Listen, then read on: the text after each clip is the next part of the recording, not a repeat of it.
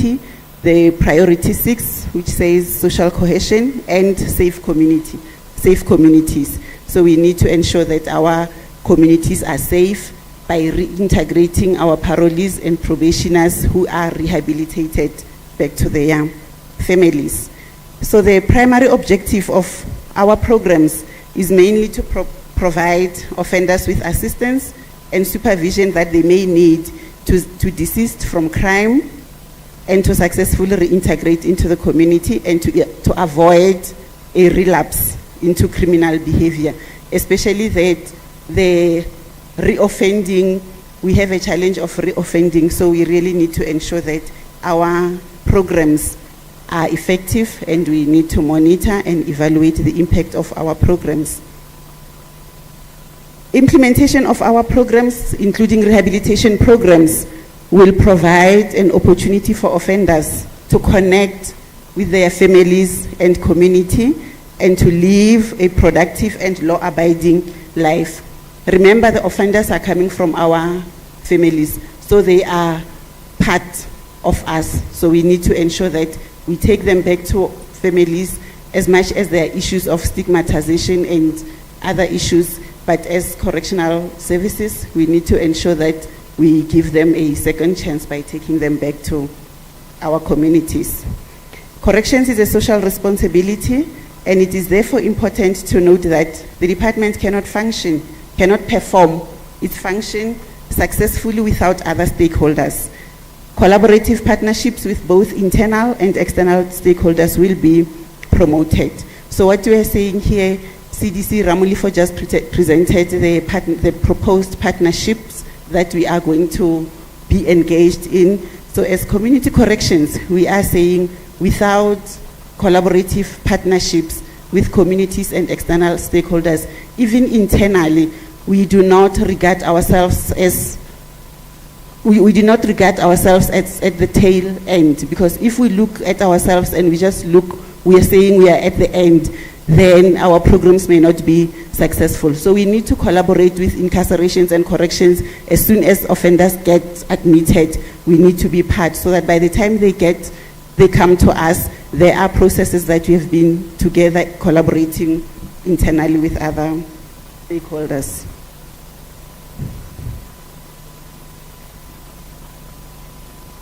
The adoption of the strategy on the reintegration of parolees and probationers will contribute to the reduction of reoffending and minimize challenges associated with incarceration.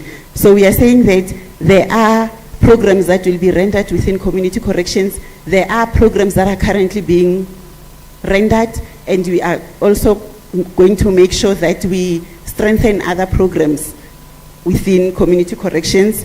And those other programs are included in our social reintegration framework. And we are saying that as soon as the framework is approved, it's adopted, then the implementation of the strategy will ensure that we achieve our mandate. So this slide, we're just trying to show the caseload within community corrections to say from 2014-15, the number has been increasing, but unfortunately the structure, the number in terms of the number of officials within communities, the number hasn't been increasing, but the caseload has been increasing. So it goes back to the issue of member to parolee, or the ratio of member to parolee or probationer. So this is just the statistics that we do have. In terms of legislation and policy mandate, I'm not going to go through that. We do have those legislation, and we also have internal policies and procedures to guide our processes or activities within community corrections. So I'll just take you through in terms of the problem statement to say within community corrections, we have a challenge in terms of the organizational structure. As I've just alluded now to say, the structure that is currently operating is the one that was done in 2003, and the very same structure was not implemented the same in all regions.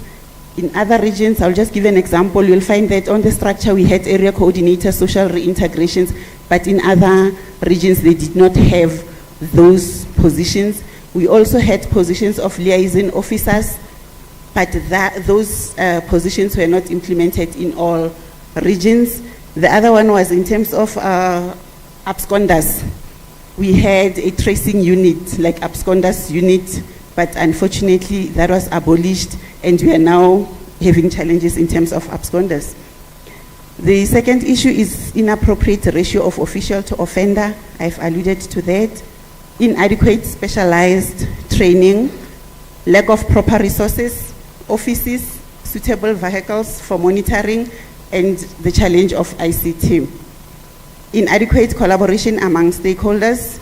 And with regard to offenders, parolees, and probationers, there are challenges that they are experiencing in terms of rejection by families and communities, stigmatization, reoffending, unemployment caused by criminal record status or criminal record expungement, and lack of education and skills. Dysfunctional family structures, poverty, peer pressure, and other issues. The list, we won't be able to list everything here, but these are just the critical issues that our offenders, parolees, and probationers are currently experiencing. Coming to the pillars, as indicated, the first one, we will do the situational analysis. I won't focus on that. So the legislative and policy mandate. So on this one, what you are saying is that we have been given an opportunity of reviewing our Correctional Services Act. So we are saying as community corrections, what we are going to do is also to review some of the sections, especially in terms of extending our mandate. Extending our mandate for ex-offenders. I do take into consideration the issue of budget cuts, but the issue of ex-offenders is very critical because they keep on coming back. It's like a cycle. So if we leave them, we don't do anything about them, then the cycle keeps on going. So we need to just to expand that, to extend that mandate to our ex-offenders, but it will be to a limited extent. So I'll discuss it when I discuss the ambassador program. The other issue in terms of reviewing policy mandates is in terms of reviewing or developing policy regulating parole visits and conditions to be flexible to cater for those living in no-go areas. We have challenges in other regions whereby there are areas where we have a challenge in terms of going to conduct our visits. So we have to look into our parole policies to say, if we are supposed to have 8 visits in those areas, what is it that we can do, maybe to minimize the number of visits, to ensure that when we collaborate with other stakeholders, then we know how many visits are we going to conduct. So those are some of the issues that we are going to look in terms of amending our legislative and policy mandates.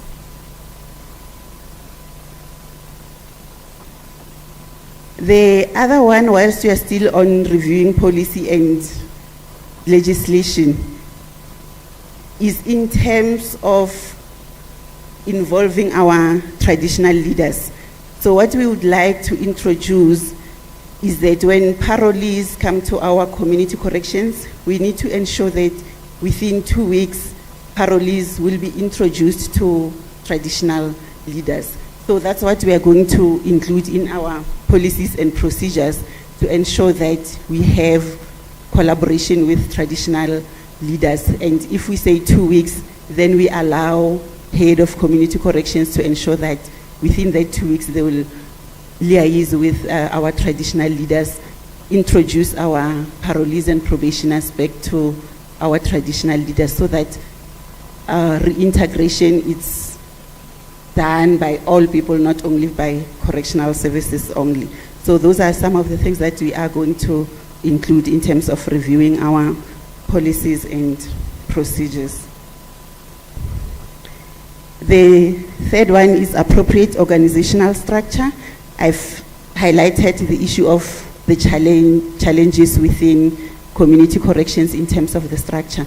Because we are saying with the current structure, we won't be able to achieve our mandate. Yes, our community corrections officials, as much as there are challenges currently, but they are committed and we are achieving those indicators and targets. But the situation is not good, the environment is not conducive. When you visit some of the centers, when you visit some of the community corrections offices, you find that the office is a small, very small office which is occupied by 5 or 6 people. And now, even with this COVID-19, you ask yourself, how are we functioning? So we really need to ensure that the structure, our structure is appropriate to support our mandate and also to support our service delivery model, to say when we want to reintegrate our parolees and probationers successfully, even the structure should also contribute, assist us in terms of achieving our mandate. I do acknowledge the issues raised by CFO and also CDC Human Resources, but we'll work together and ensure that at least to a certain extent we do have the structure that will assist us in terms of achieving our mandate. The next point is on professionalization of social reintegration. So we need to ensure that there is a specialized training for social reintegration officials, because currently most officials within community corrections, we are all security officials, but now with the approach of community development, community work, we need to ensure that people understand, social reintegration officials understand the principles of community involvement, community work, community development, so that when we go out there, they will be in a position to function effectively and do and ensure that other community work projects are being conducted. Because the focus now, 80 to 90% is more on supervision, but 10% in terms of community work, community projects, it's minimal because of the lack of structure, lack of officials, and also officials who haven't been trained in terms of community work and community development. We also want to partner with human resource to ensure that they also place learners at community corrections, because currently there are only few learnerships who are in community corrections. So we are saying when you look into the age of officials within community corrections, so most of them are towards retirement age. So we need to start now to ensure that those learnership, CDC Human Resources, please can we also get learners into our community corrections. That will also help in terms of the skills transfer, so that our experienced officials don't go with that knowledge without transferring it to our new officials, to our younger officials. Promotion of alternative sentencing, non-custodial sentences. We also need to ensure that this is promoted, because this will also assist us in terms of reducing overcrowding. So we'll have to liaise more with other stakeholders to ensure that we promote the issue of non-custodial sentences. And we can only do this through collaboration with partners, collaboration with communities and families, so that the issue of non-custodial is being understood.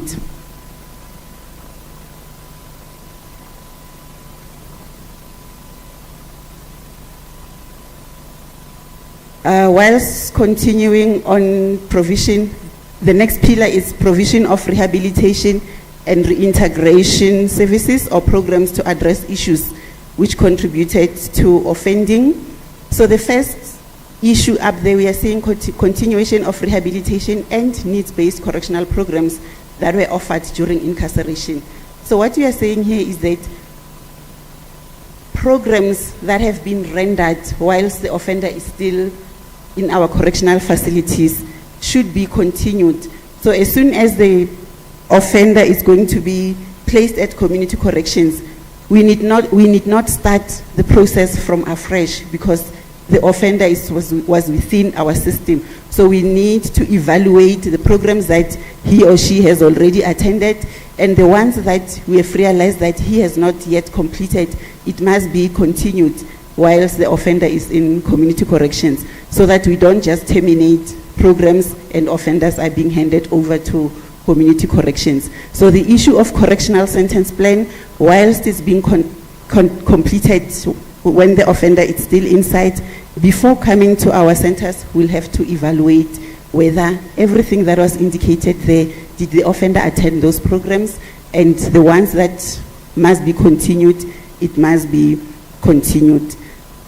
For example, we also have the issue of health. You find that offenders, they do attend health programs within our centers, but when they come to community corrections, within our community correction space, we don't have health officials. Then our monitoring officials will just be monitoring those parolees and probationers, and still seek help from correctional centers if there's any health issue that needs to be attended. So we need to ensure that there is continuation, so programs must not be terminated. The other one is on community involvement and community-based programs. As I've indicated, we need to ensure that our parolees and probationers, they are involved in community work projects. We do have a concept document that we have developed in terms of involving our offenders, parolees and probationers in community work projects and activities. So we are working together with the core branches in terms of finalizing that concept document. The third is in terms of implementation of restorative justice programs. Deputy Minister also emphasized that, both Minister and Deputy Minister emphasized the issue of restorative justice programs, that some of our offenders, you find that they did not attend, the victims did not take part before they go on parole. So we need to ensure that we comply to that, but we are having challenges in terms of officials, because we do have social auxiliary workers that we have appointed for tracing our victims, but then they are on contract, and the number of those social auxiliary workers is still few to help us in terms of tracing our victims. So we are proposing that there must be a permanent post structure for restorative justice within incarceration and corrections, because currently within incarceration and corrections, they do implement restorative justice, but there is no structure within INCO. Public education about the risks posed and the needs of offenders whose reintegration must be supported. We are saying that the Izimbizos and the outreach programs must be continued.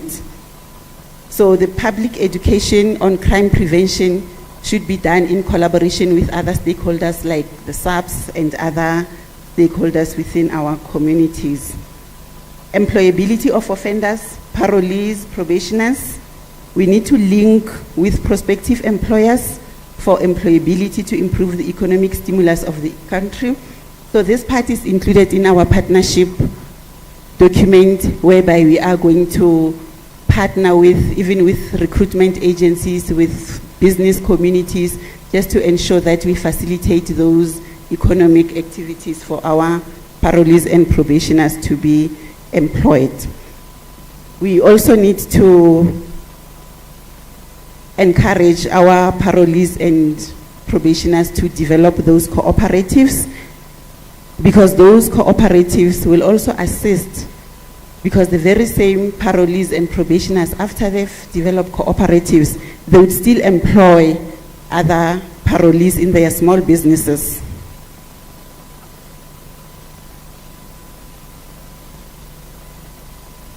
Still on provision of rehabilitation and reintegration services, we are saying that we are going to establish community corrections forum, and the aim of the forum is to put communities in the center of the work of corrections and forge partnerships with relevant stakeholders to fight crime, help with poverty alleviation programs, strengthen and market restorative justice in our communities. And the forum will also teach our parolees and probationers how to start their own businesses and making a living outside correctional facilities. So we need to resuscitate the community corrections forums.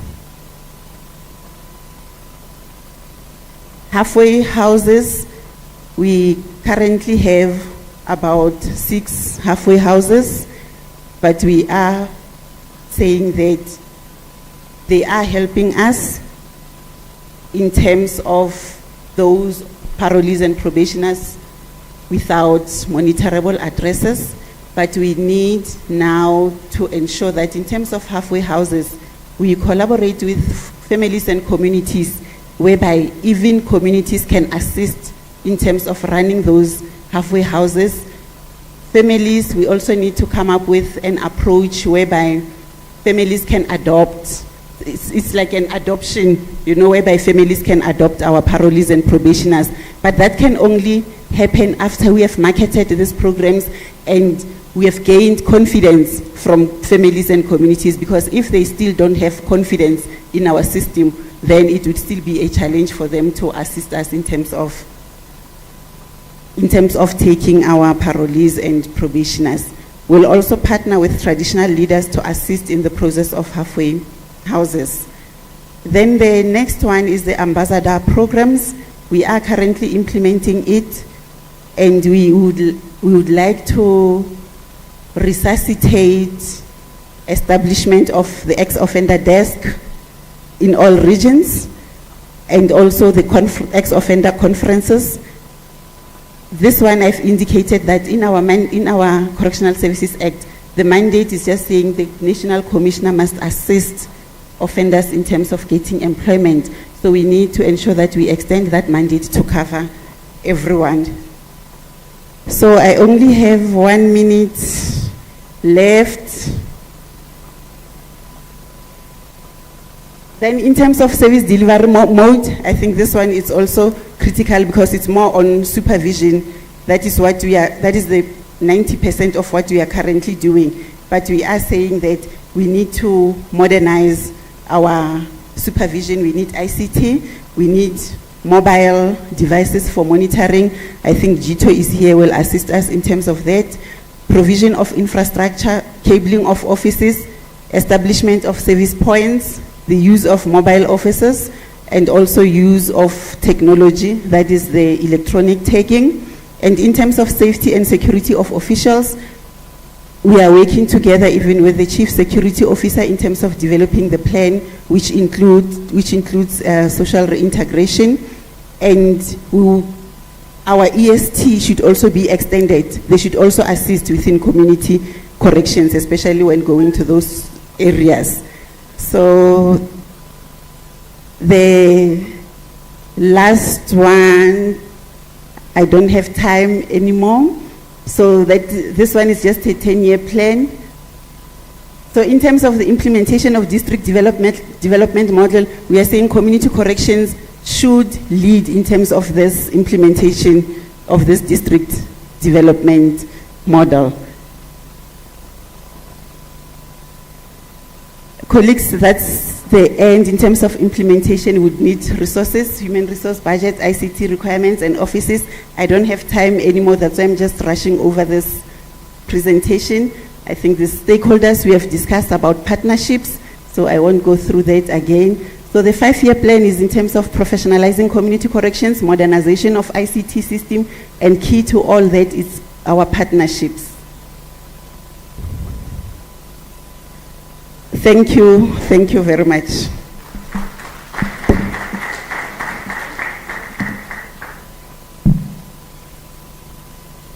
Thank you, CDC. There's some questions for you. Is it practical to provide medical care facility to parolees and probationers while we don't have adequate resources for offenders in our correctional centers? is it necessary, given the fact that these categories are in the community and have direct access to facilities in the community? So that's the first question. Perhaps you could answer that one. Okay. And then Yes, thank you. In terms of medical care facilities, we are not saying as community corrections we are going to provide medical care. So what is going to happen is that we will be referring, but in referring to like clinics within our communities, we'll be working together with those clinics to ensure that those offenders, they still get the medical care. And we'll be monitoring the services that they will be getting. So it's not going to be provided by community corrections. Community corrections will monitor, will refer our clients to our community clinics. you make sure they're getting the service. Yes. Okay, I've got another question here.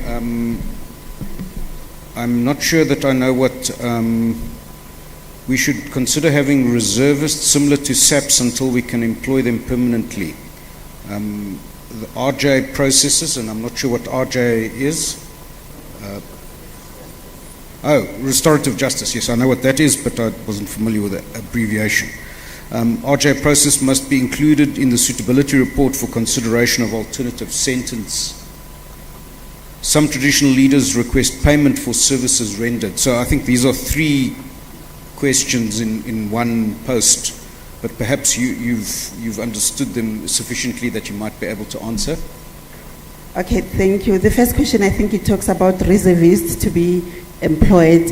I think I've talked about learnerships, whereby we are saying learners must be employed within our community corrections. So as soon as learnerships are being placed in our community corrections, then the process of absorbing those learners, it's the same model like reservists. Police reservists, they will start as learners, then when they have positions, then they will absorb those reservists. So it will be the same principle. The second issue, I think, is in terms of restorative justice, that it must be included in our suitability report, if I got it right.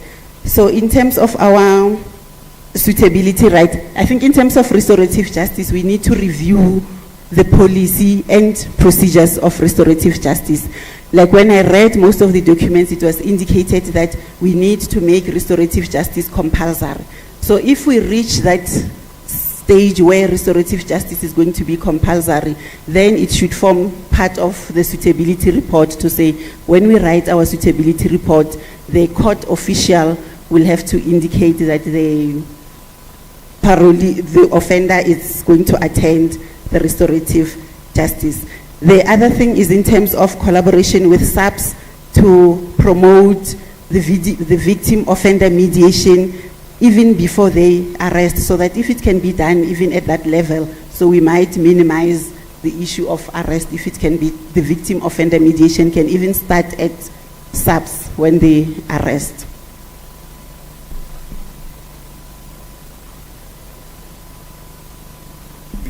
I'm just going to read one last thing here. There is another question that we haven't got time to, but I must compliment the CDC Community Corrections on the social reintegration strategy.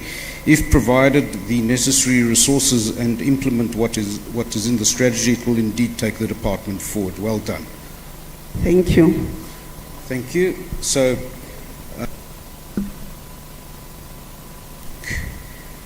thank you very much.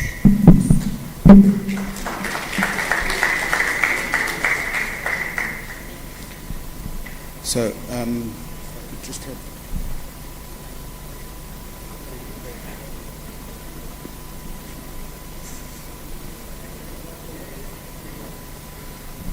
So, we're just going to talk a bit about the way forward as per the program.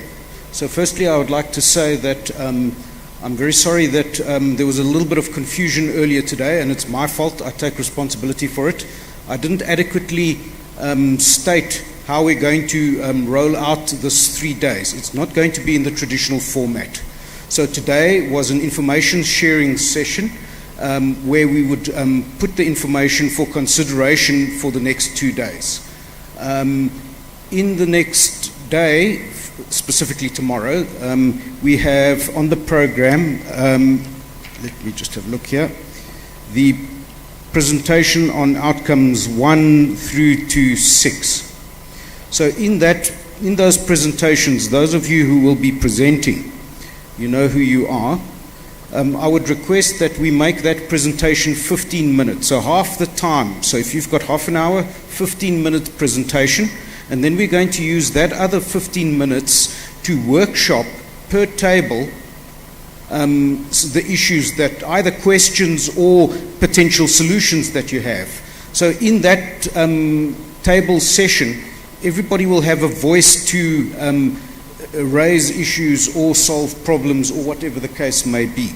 So this is a slightly different format, but it gives everybody a fair chance to give inputs. And one of the things that we can use to leverage within DCS is creativity.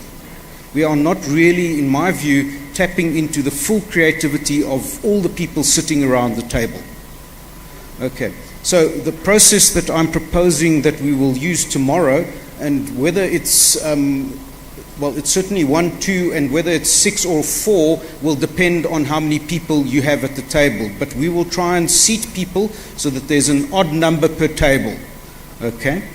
So we will start off with one person, i.e. an individual, thinking about the particular question, reflecting on it, no talking. I've done this before. There's a temptation to rush in and start talking.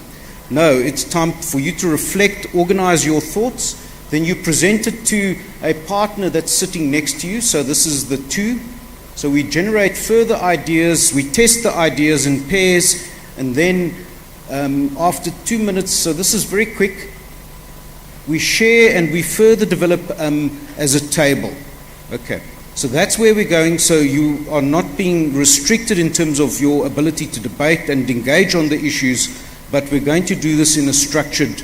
So this changes the pattern from one person talking all the time and presenting to everybody, and everybody keeps quiet and we never know what they thought, to here's your opportunity. So I just want to say that it would be good if per table you appoint somebody who will take notes and record what's being said, the final outcome, because we will have ushers come around and collect that, and the strategic management team will then process all of that input. So this substantially increases the amount of information and potential ideas that they have to generate new solutions, which was what we said was one of the objectives. So again, I apologize specifically to CDC Inco and the CFO. I didn't mean to cut you off, but we were trying to manage time, and we had a different plan in mind. So I apologize for that. But this is where we're going. So please, those of you who are doing presentations tomorrow, 15 minutes. And again, for those presentations, there won't be questions. We will go straight to these sessions, and you will have 15 minutes, and we will manage that time again. Thank you very much for bearing with me. I hope this was a useful day. Do you have something? Sorry, CDC has something. I just wanted to repeat what I indicated after lunch about who is expected to come here tomorrow and who should participate online from the office. So with regards to Program 1, which is Program Administration, HR, Finance, GTO, and Strategic Management, Director, well, except for the directors who are responsible for the program here, otherwise I'll be doing everything. So the directors who are assisting me here must come in, but anybody else who is not related or who is not involved in this program is not expected to come here. The same with GTO and the same with Finance. If there's anybody who's responsible for making the presentations, then they can come here, but if not, then you participate online. From a line function, head office perspective, we're saying that from DD level down, we'll also participate from the office. We have director upwards. From a regional perspective, all the people who are present here are expected to be here tomorrow to continue with the program. But we just also would like to indicate that for those who are participating online, the attendance is going to be recorded from the electronic platform. So not being on the electronic platform is equivalent to being absent. There is also a facility on the platform to note if people are attending in groups, they can enter the chat and indicate who is in that group. Then that way we're able to keep track of attendance throughout tomorrow and Friday. I think program director for me, that's that. Thank you. So for those who will be participating remotely, we will make sure that we have an arrangement either through the chat for how you will post your table's feedback. So you're not exempt from participating, and it's not that only that you're not exempt, but you have an opportunity to participate. So the fact that you're not physically here doesn't mean you're unable to participate, and everybody will have a voice. I'm looking forward to tomorrow's discussion and engagement. Thank you very much for patience and for sitting through all the presentations. We'll see you bright and early tomorrow. Thank you.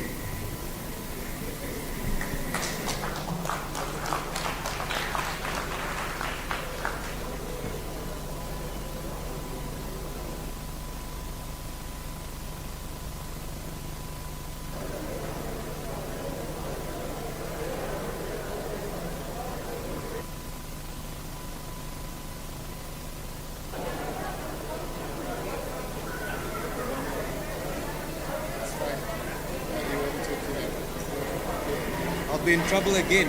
No, it's just that Yeah, I was going to do it, but you cut off. Hello?